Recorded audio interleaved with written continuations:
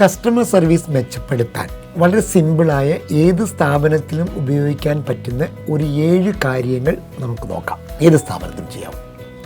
ഒന്നാമത്തെ കാര്യം 80-20 പ്രിൻസിപ്പിൾ നടപ്പാക്കുക എന്നതാണ്. എന്താണ് 80-20 പ്രിൻസിപ്പിൾ?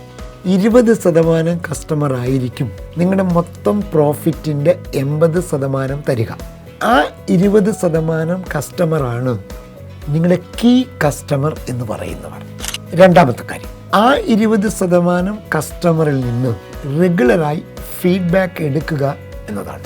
മൂന്നാമത് ബർത്ത്ഡേ ഗ്രീറ്റിംഗ്സ് കസ്റ്റമേഴ്സിന് അയക്കുക എന്നതാണ്. വളരെ ചെറിയ കാര്യമാണ്, പക്ഷേ അത് ഉണ്ടാക്കുന്നൊരു ഇമ്പാക്റ്റ് വളരെ കൂടുതലാണ്. നാലാമത്തത് ഈ ബർത്ത്ഡേ ഗ്രീറ്റിംഗ്സ് പോലെ തന്നെ സീസണലായ ഗ്രീറ്റിംഗ്സ്. ഓണം വരുന്നു, വിഷു വരുന്നു, ഇത്തരം ആഘോഷങ്ങൾ വരുന്ന സമയത്ത് അവരെ നമ്മൾ ഓർക്കുന്നു, അവർ പ്രധാനപ്പെട്ടതാണെന്ന് അറിയിക്കുന്നു. അതുകൊണ്ട് അത്തരം സീസണൽ ഗ്രീറ്റിംഗ്സ് അയക്കുന്നത് അതാണ് നാലാമത്തെ കാര്യം. അഞ്ചാമത്തെ കാര്യം, പ്രത്യേകിച്ച് ആ 20% കസ്റ്റമേഴ്സിന് പേഴ്സണലൈസ്ഡ് ഗിഫ്റ്റുകൾ കൊടുക്കുക എന്നതാണ്. അതിൽ ഗിഫ്റ്റ് കൊടുക്കുക എന്നല്ല, പേഴ്സണലൈസ്ഡ് ഗിഫ്റ്റ്. വളരെ പ്രധാനപ്പെട്ട കസ്റ്റമേഴ്സിനെ നമ്മുടെ പ്രധാനപ്പെട്ട ഫാമിലി ഫങ്ഷൻസിലും നമ്മുടെ സ്ഥാപനത്തിൻ്റെ ഫങ്ഷൻസിനും അവരെ ക്ഷണിക്കുന്നത് നല്ലതാണ് എന്നാണ് എൻ്റെ അഭിപ്രായം.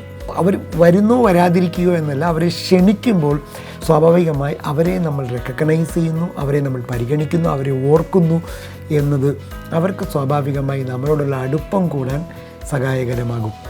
ഏഴാമത്തെ കാര്യം, കസ്റ്റമറുടെ ഭാഗത്തുനിന്നൊരു കംപ്ലൈൻറ്റ് ഉണ്ടായാൽ ആ കംപ്ലൈൻറ്റ് അർജൻസിയായി പരിഗണിക്കപ്പെടണമെന്നാണ്. എത്ര വേഗത്തിൽ നിങ്ങൾ കംപ്ലൈൻറ്റ് കൈകാര്യം ചെയ്യുന്നു എന്നത് വളരെ വളരെ പ്രധാനപ്പെട്ടതാണ്. ഈ 7 കാര്യങ്ങൾ ഏതൊരു സ്ഥാപനത്തിലും ചെലവ് ഇല്ലാതെ ചെയ്യാൻ പറ്റുന്ന 7 കസ്റ്റമർ സർവീസ് ടിപ്സാണ് നമ്മൾ പറഞ്ഞത് ചെയ്യുക. കസ്റ്റമർ സർവീസ് വളരെ പ്രധാനപ്പെട്ടതാണ്. കാരണം കസ്റ്റമറാണ് എല്ലാം. നമുക്ക് സമ്പത്ത് തരുന്നത്, നമുക്ക് പ്രോഫിറ്റ് ഉണ്ടാക്കി തരുന്നത്, നമ്മളെ ഉയർത്തുന്നത് എല്ലാം കസ്റ്റമറാണ്. അതുകൊണ്ട് കസ്റ്റമർ സർവീസ് ഒരു ബിസിനസ്സിൻ്റെ ആത്മാവാണ് എന്ന കാര്യത്തിൽ ഒരു തർക്കവുമില്ല. ചെയ്യൂ, ബിസിനസ് മെച്ചപ്പെടട്ടെ, അടുത്ത ലെവലിലേക്ക് ബിസിനസ് വളരട്ടെ.